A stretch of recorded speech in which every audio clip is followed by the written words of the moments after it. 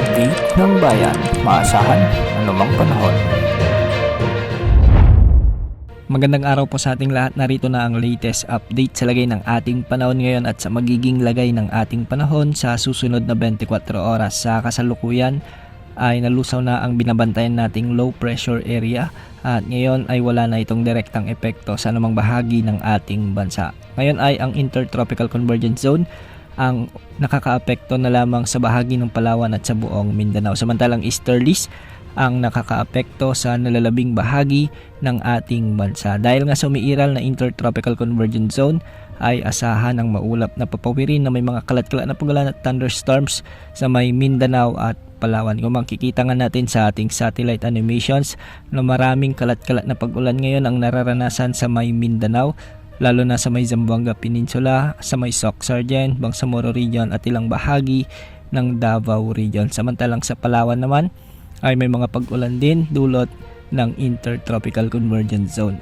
Para naman sa Luzon, may mga thunderstorms tayong nakikita ngayon, lalo na sa Northern Luzon, particular sa bahagi ng Benguet, ilang bahagi ng La Union at ilang bahagi ng Ilocos Sur at Abra at Pangasinan. May mga thunderstorms din na inaasahan sa ilang bahagi ng Metro Manila, ilang bahagi ng Bicol Region at ilang bahagi ng Calabarzon.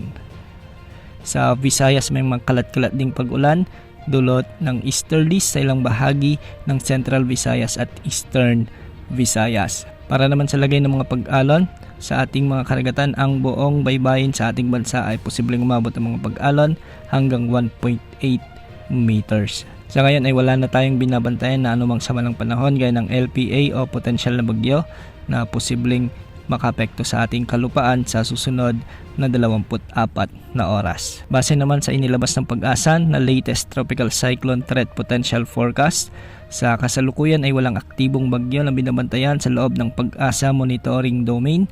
Ngunit para sa unang linggo ng forecast period ay may inaasahan na dalawang tropical cyclone-like vortices. Ibig sabihin nito, posible ang pamumuo ng ilang mga sama ng panahon o dalawang potensyal na sama ng panahon. Ang una rito ay inaasahan na mabubuo sa timog silangang bahagi ng Philippine Area of Responsibility at kikilos patungo sa silangang bahagi ng Mindanao, Visayas at Southern Luzon. Sa kasalukuyan, ang potensyal na sama ng panahon na ito ay may katamtaman hanggang sa mababa ang tsansa na mabuo bilang isang bagyo. Ang potensyal na sama ng panahon naman na pangalawa ay inaasahan na mabubuo sa timog silangang bahagi ng ating area of responsibility rin. Malayo pa ito sa ating PAR at papasok ng ating area of responsibility na may katamtaman na tsansang mabuo bilang bagyo. Sa ikalawang linggo naman ng forecast period, ang potensyal na sama ng panahon o yung ikalawang potensyal na sama ng panahon na ito ay nananatiling katamtaman hanggang sa mababa ang tsansa na maging isang bagyo at inaasahan na magre-recurve ito pahilagang silangan habang nasa silangan ng Philippine Sea. Laging umantabay sa ating channel para sa mga update ukol sa lagay ng ating panahon. Yan mulang update sa lagay ng panahon. Ito po ang weather update ng bayan, maasahan anumang panahon.